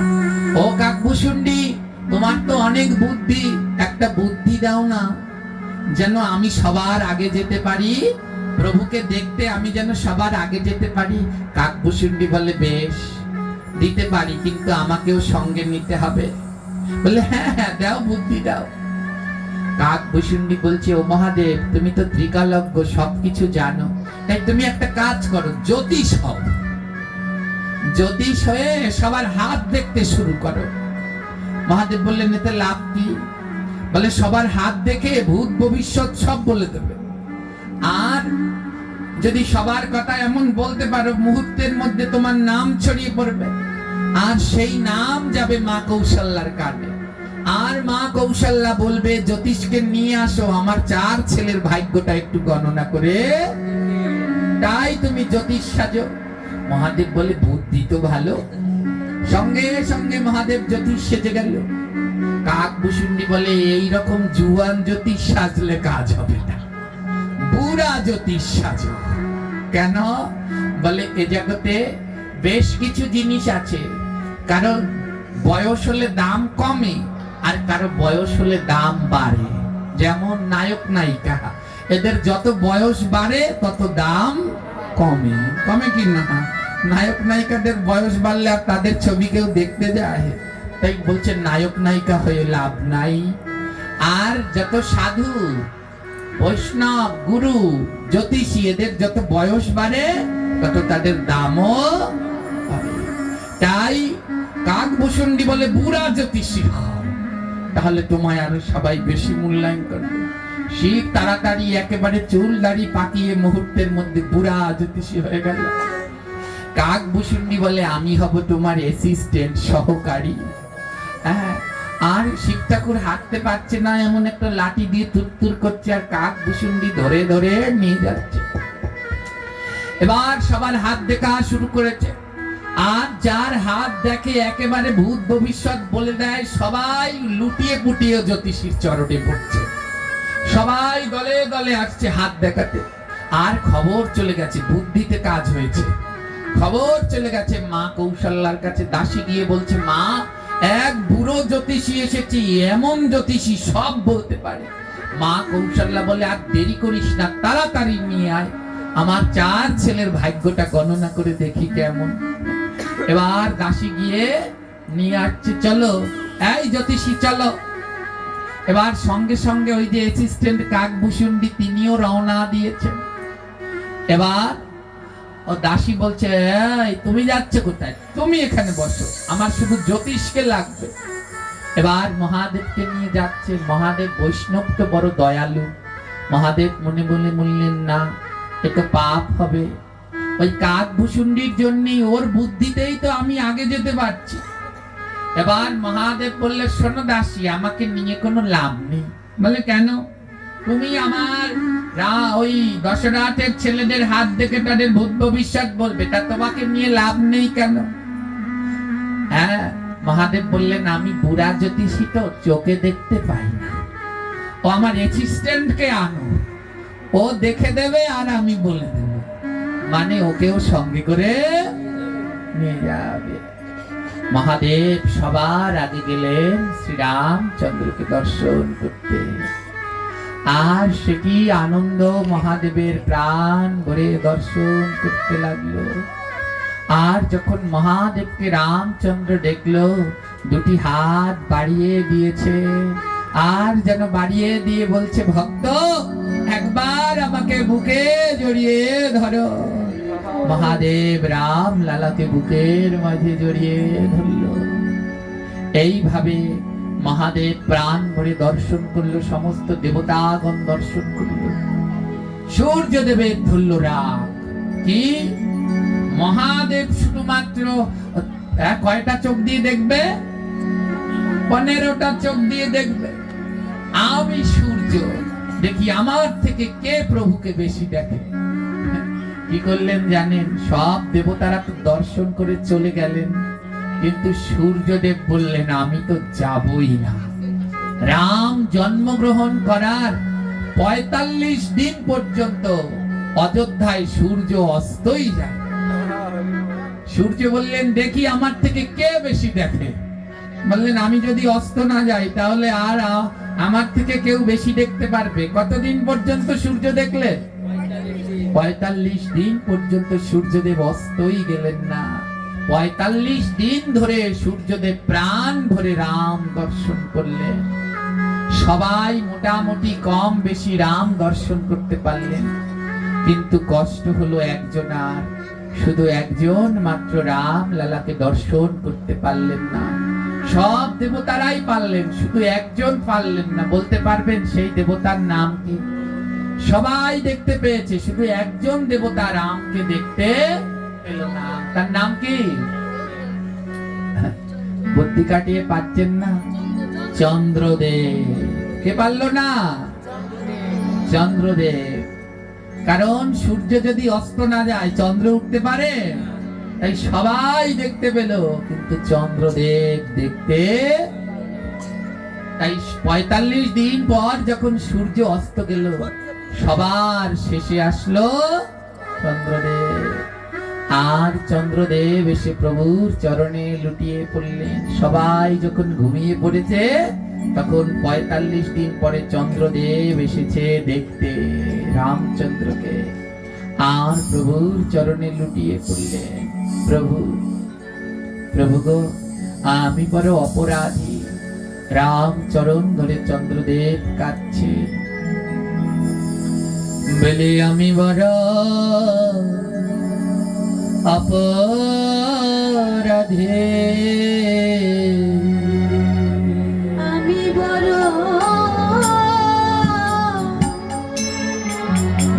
অপরাধী। বলে, জানি মে না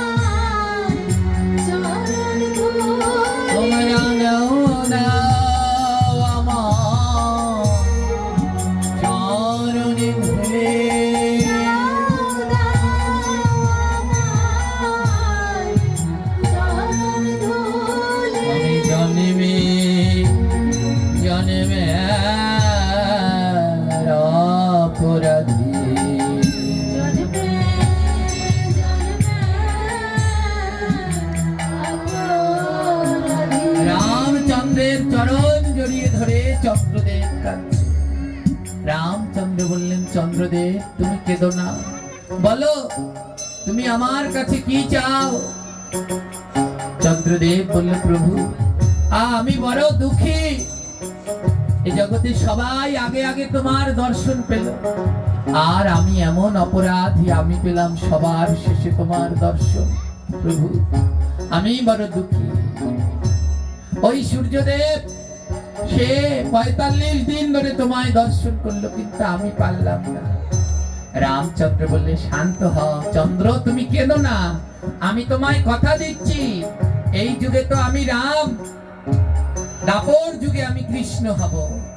রাম হয়ে আমি দিনের বেলায় জন্মালাম, আর দাপর যুগে আমি কৃষ্ণ হয়ে রাতের বেলায় জন্মালাম। তাই সেই সময় তুমি আমার জন্মলীলা দর্শন করবে চাঁদ হয়ে। কিন্তু তাও চন্দ্র কান্না থামছে না, তাও কাঁদছে।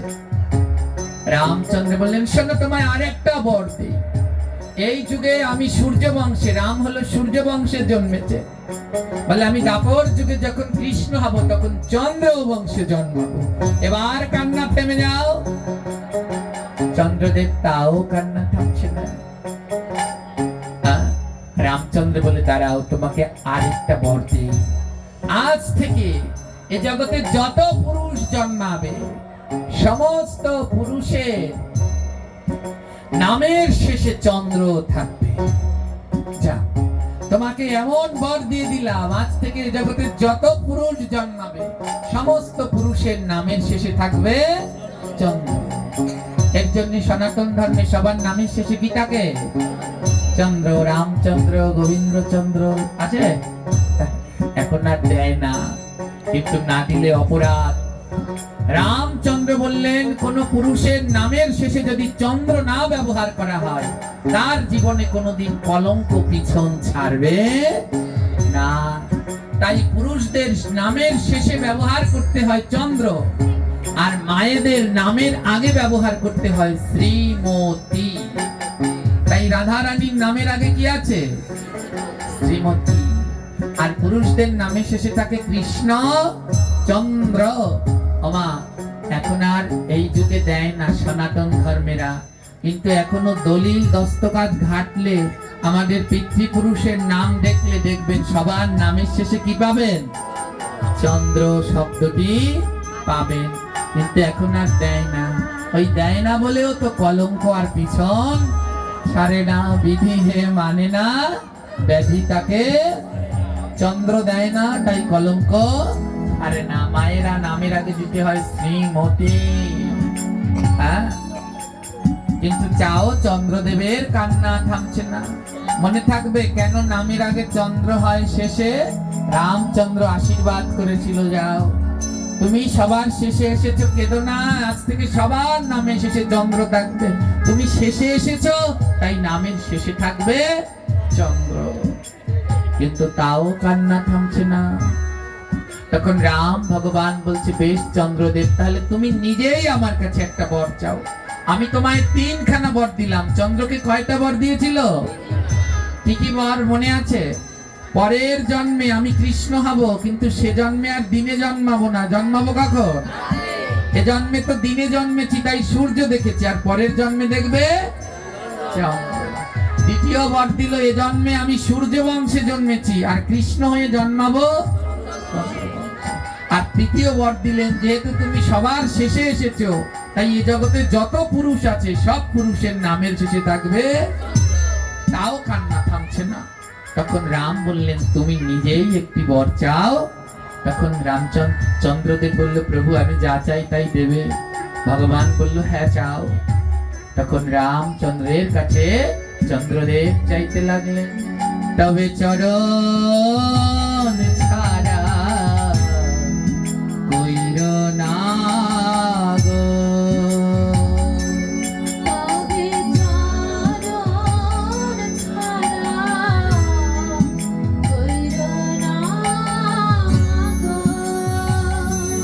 আমায় চরণ তলে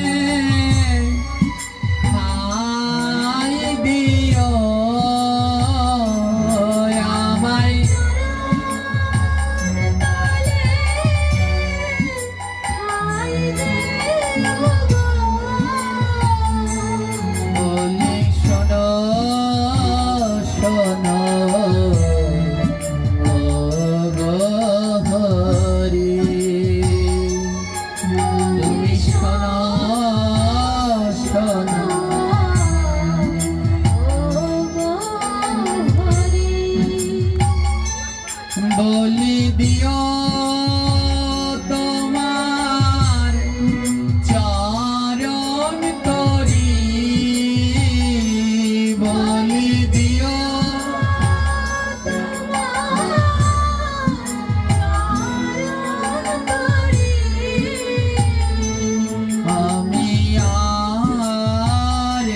কিছু চাই না হরি,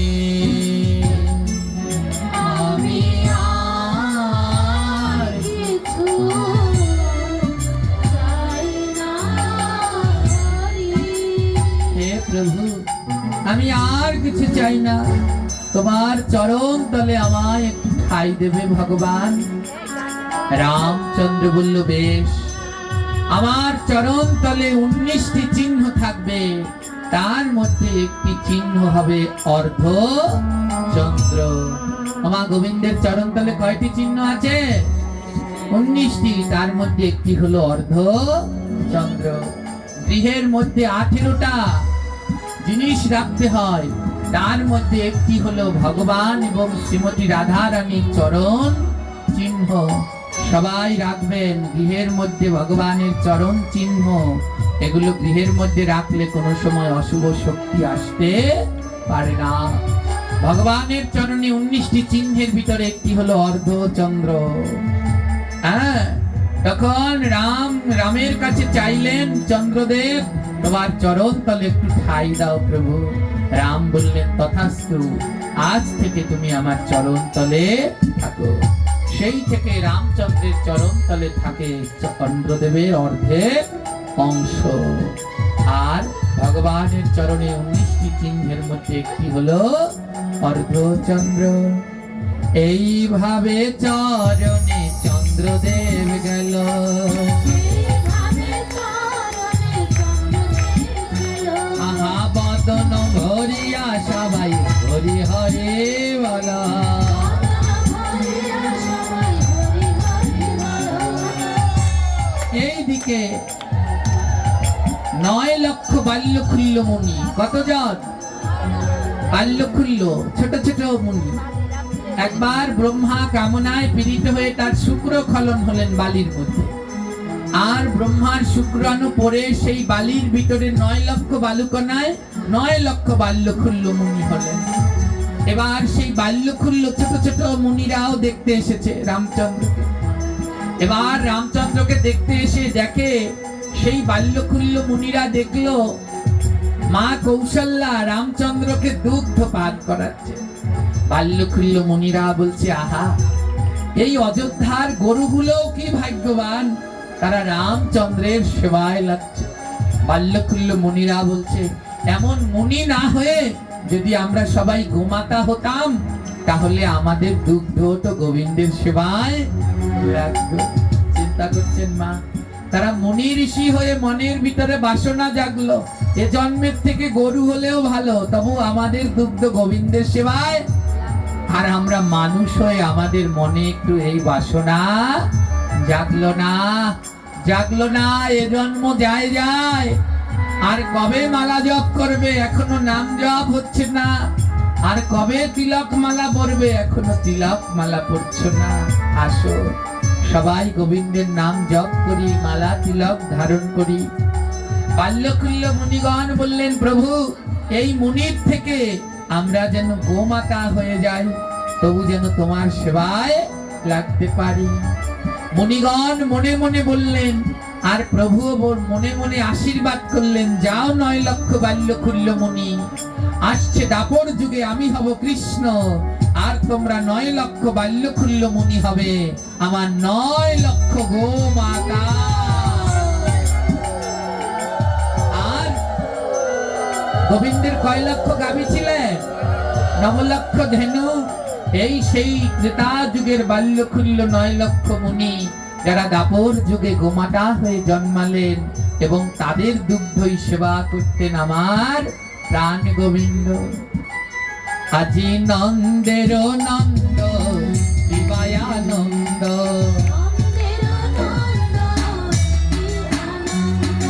নন্দের নন্দ দিবায়ানন্দ। আর মহাজন গাইছেন, ও গোবিন্দ, তোমাকে কি দেব? হাতি দেব, ঘোড়া দেব, আরো দেব পালকি। হাতি দেব, ঘোড়া দেব, আরো দেব পালকি।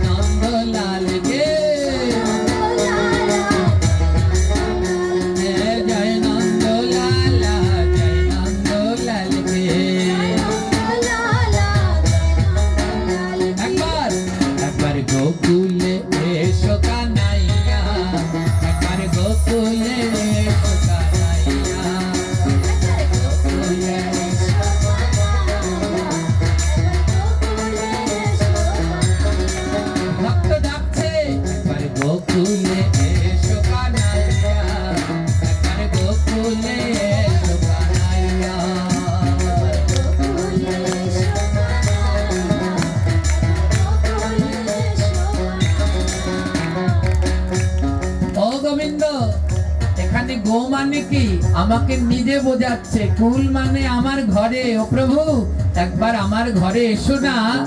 ভগবান বলে তোমার ঘরে আসলে কি দেবে? ভক্ত লোভ দেখাচ্ছে, হাতি দেব, ঘোড়া দেব, আরো দেব পালকি। ছোট বাচ্চাদের যদি বলে হাতি এনে দেব, ঘোড়া এনে দেব, পালকি এনে দেব, লোভে পড়ে আসে না। তাই গোপালকে লোভ দেখাচ্ছে, ও গোপাল তোকে হাতি ঘোড়া পালকি এনে নেবো, একবার আমার ঘরে আয় না।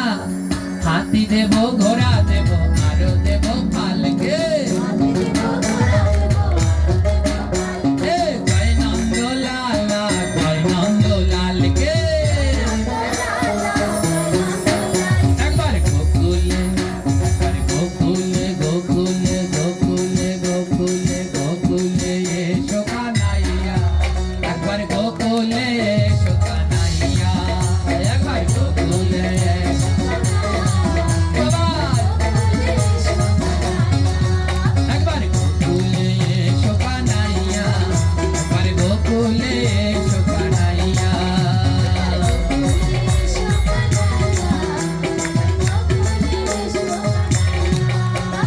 ননি দেব, মাখন দেব, আরো দেব লাড্ডু। আহা, ননি দেব, মাখন দেব, আরো দেব লাড্ডু। একবার গোকুলে, একবার গোকুলে, গোকুলে, গোকুলে, গোকুলে, গোকুলে, গোকুলে এসো কানাইয়া।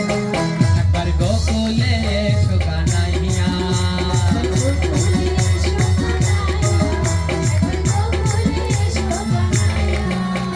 বলে না না, আমি হাতি ঘোড়ায়ও ভুলি না, লাড্ডুতেও ভুলি না। ভক্ত বলে আর কি দেয়া যায়? বলে আর কি দেবো জানো? মালা দেব, বাঁশি দেব, আর দেব চূড়া। আহা, মালা দেব, বাঁশি দেব, আর দেব চূড়া। গোকুলে, গোকুলে, গোকুলে, গোকুলে, গোকুলে, গোকুলে এসো কানাইয়া। একবার গোকুলে এসো কানাইয়া।